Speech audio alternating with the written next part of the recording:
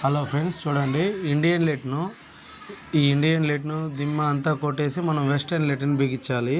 ఇప్పుడు స్టార్ట్ చేస్తాం.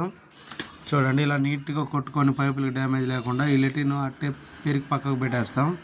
Plus point ఏమంటే ఇసుకేసినారు. ప్రతి జాయింట్కి నీట్గా గమ్మేసి సెట్ చేస్తాం. గమ్మేయకపోతే కింద స్లాబ్లో వాటర్ కారుతుంది. ఏ చిన్న ప్రాబ్లం ఉన్నా అలా లేకుండా నీట్గా చేయాలి.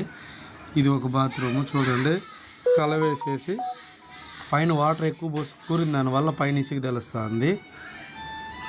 ఇది టైల్స్ ఫినిషింగ్ చేయించేశారు ఇప్పుడు లెవెల్కి. దాని మీద అయితే లెటిన్ కూర్చొని పెట్టుకోవాల్సి ఉంటుంది.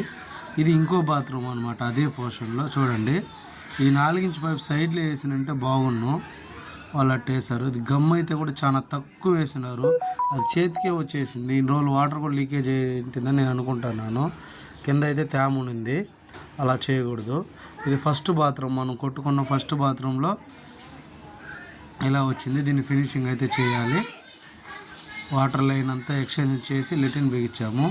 ఇండియన్ లెటిన్గా ఉన్నది వెస్టర్న్ లెటిన్గా ఇప్పుడు మనం బిగించాము. ఇది ఇంకో బాత్రూమ్. చూడండి, దీనికి మొత్తం సాల్ట్ వాటర్ బ్లాక్ అయిపోయింది. నీట్గా వాటర్ లైన్ కూడా చేసాము.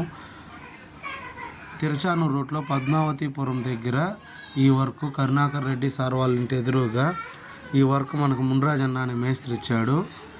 మున్రాజన్న మేస్త్రి వర్క్ చేస్తూ ఉంటాడు, ఆయన మనకు పనులు చెప్తాడు, చేయిస్తూ ఉంటాం. Friends, Bharat Tirupati electrical water line sanitary motor works.